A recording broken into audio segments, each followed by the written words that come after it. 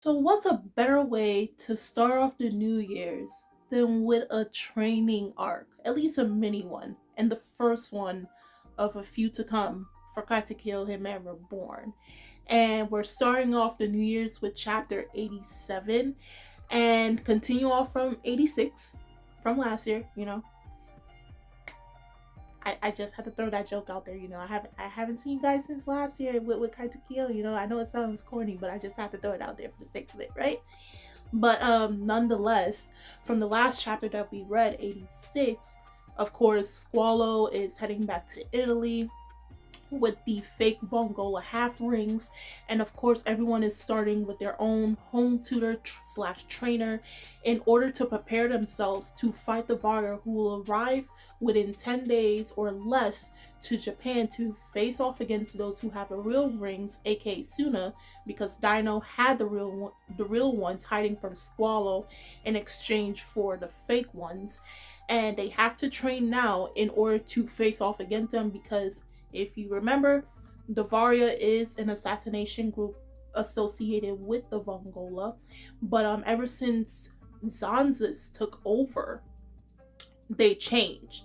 So now they are looking to get the rings in order to become head of the Vongola. So they're doing everything on their own without the rights or the orders from the current head, who is the ninth boss of the Bongola. Remember, Suna is training to become the 10th. He is soon to become the 10th once he's officially integrated into everything and has inherited. But the rings are a sign of the fact that he is now next in line. Okay, so starting off with this chapter 87, we have where everyone has their tutors.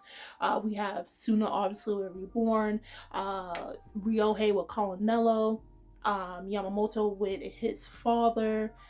Let's see, who else did they mention? Also with Gokudera, but that will be later down the chapter. So we start off where Suna, after he went into dying will mode in the previous chapter, and then he started to go train, he now is awake and he realizes he's at the side of a cliff, and he didn't realize while he was in dying will mode, not hyper dying, but just regular dying will mode, that in order to train and get stronger, and it's almost instinctive of him to do so, because they go further to explain after Suna dropped from the side of a cliff into the riverbank. Of course, he's not hurt or anything. Reborn goes to explain that the type of training that Suna is doing, he knew from within inside instinctively that his training is very similar to that of the first Vongola boss, or Primo, okay? Due to the fact that over the generations, each person who eventually became head of the Vongola each had their own unique style way of fighting. So there was one that was fighting with knives, one that fought with a fork, one that fought with a gun, but Suna is the only one who practically has the same style as the first, which is using gloves and using his fists to fight. And how the first used to train was he would go on the cliff, he would go near where nature is to fight and build up his stamina, build up his physical strength in order to be able to take on the Vongola, take on any task that's against him, and so on and so forth.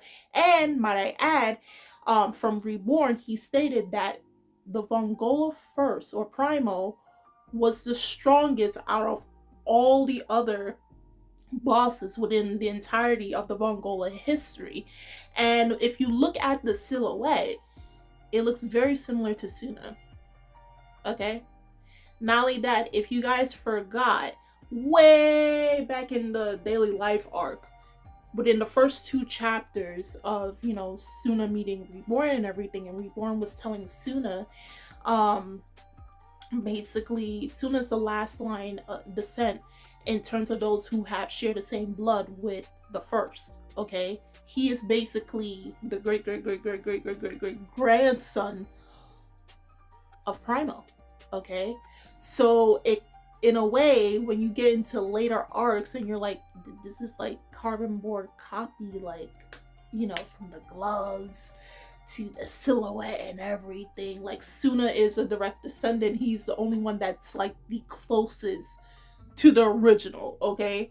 he is in modern day Japan, or modern day Katekyo Hitman Reborn, okay, in their world, okay.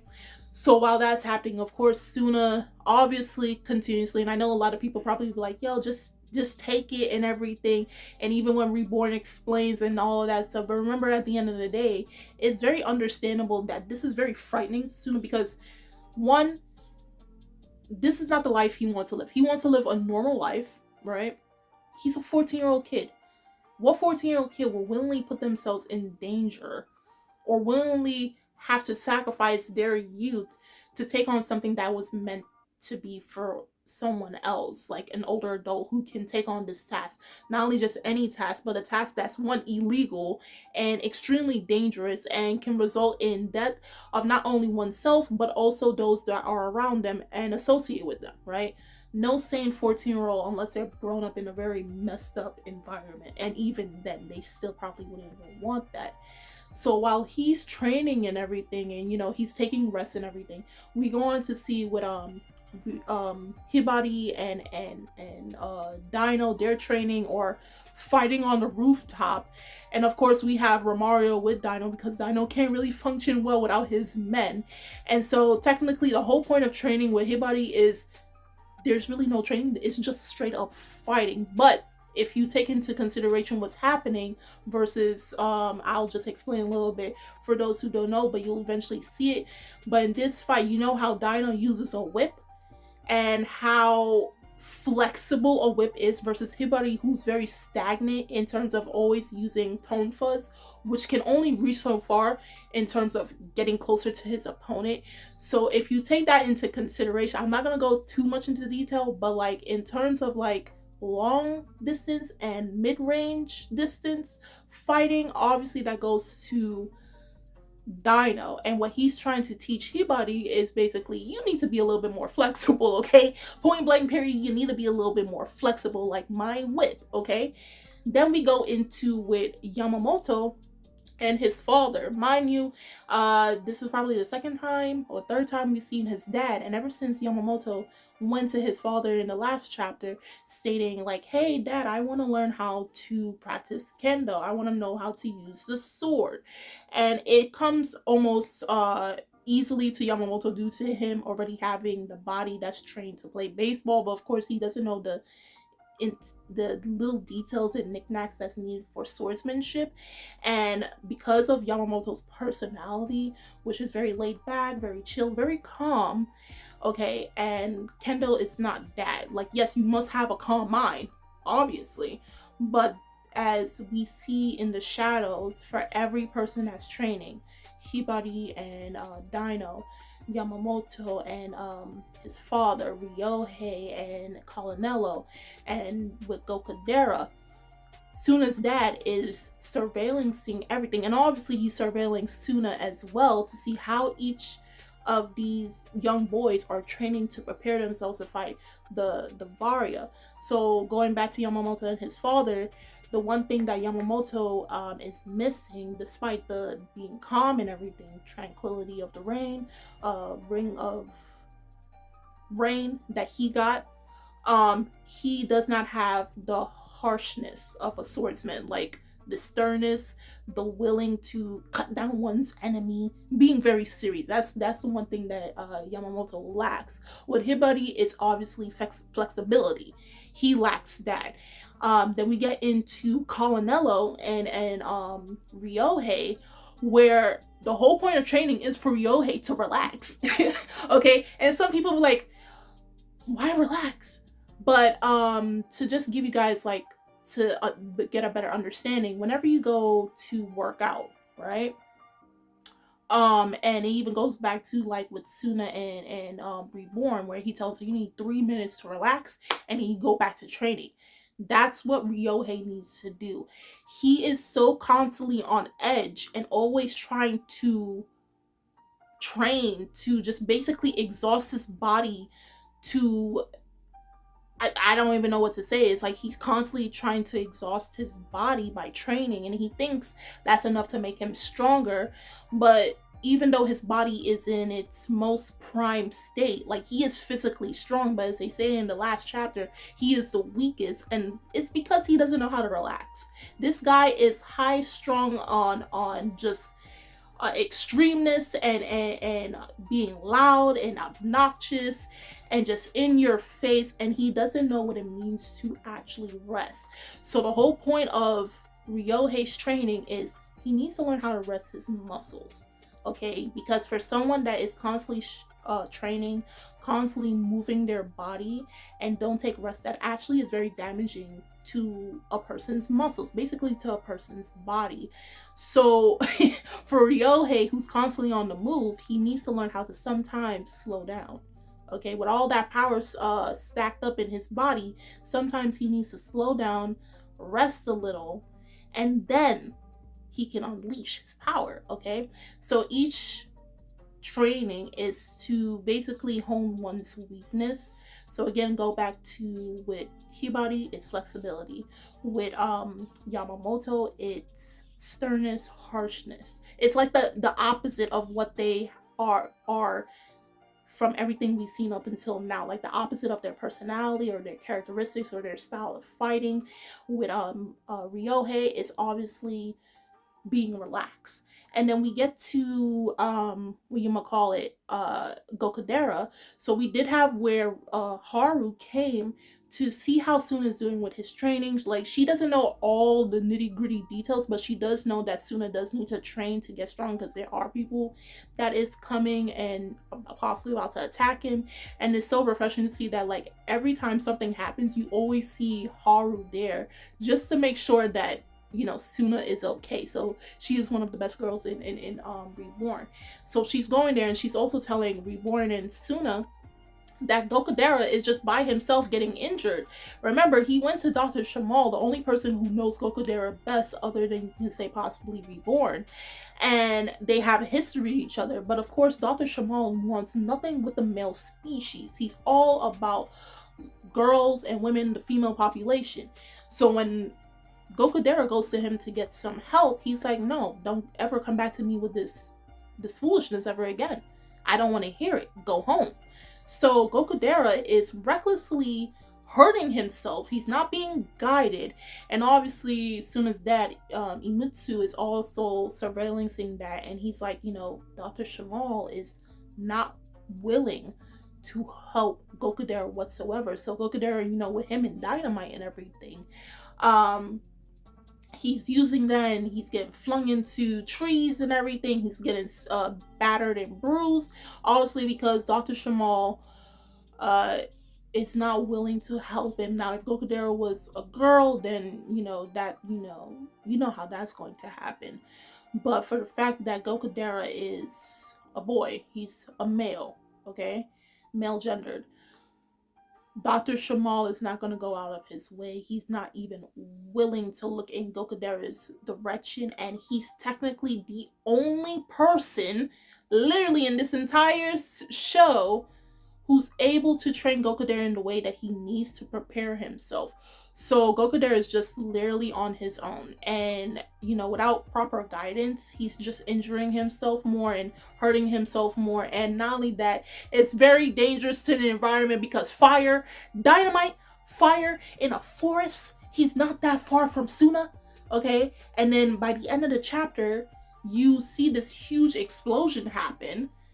And you're like, so this kid does not know about what Smokey the Bear. They don't have Smokey the Bear in Japan advertising saying that, you know, forest fires kill, you know, no fire, none of that stuff near woods, near trees, nothing.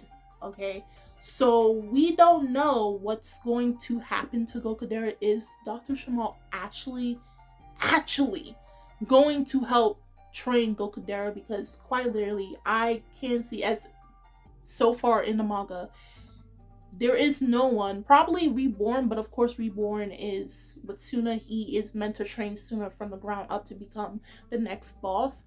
So there is literally no one that we can think of currently that is the best fit to train Gokudera in his style. And of course, due to the fact that, you know, him and Dr. Shamal and I guess the theme for Gokudera, now that I'm rereading it, would be recklessness. Reckless, yes. Gokudera is very reckless, more so than even Ryohei, probably even to an extent Yamamoto, but out of all of them, Gokudera is extremely reckless in terms of how he approaches his fights. Okay, reckless enough that it is damaging to his own body. We've seen it countless times with Chikusa, you know, from the Kyoko arc. He is an endangerment to himself. Unfortunately, he's an endangerment to himself. So we don't know when Dr. Shamal is going to like just, you know, get out of his own way and just say, you know, the fact that I have history with this kid, and so that he doesn't damage himself and possibly the environment around him, I'm actually going to give him some pointers. We don't know when that's going to happen, but those who obviously have read the manga and watched the anime, you do know when. But if you're new, it's going to be a little bit more. But other than that, yeah, that's how the chapter has ended. That Gokudera, there was an explosion and Gokudera was very near it, aka it was Gokudera's fault in the forest. And obviously, like I stated in the beginning, the Varia is now on their move because they're waiting for Squallow. So possibly within the next chapter or two, you're going to, or either 2 to 5 chapters, you're going to see the Mongol arrive in Japan. And they're going to realize that the rings that they got are fake. So now, not only were they originally still coming to Japan with the rings anyway to fight and kill Suna and his group, but now that they find that, when they find that the rings are fake, oh no, they're really coming. They're really coming to kill these kids and then take those rings from them. So yeah, these kids need to get stronger in less than a week.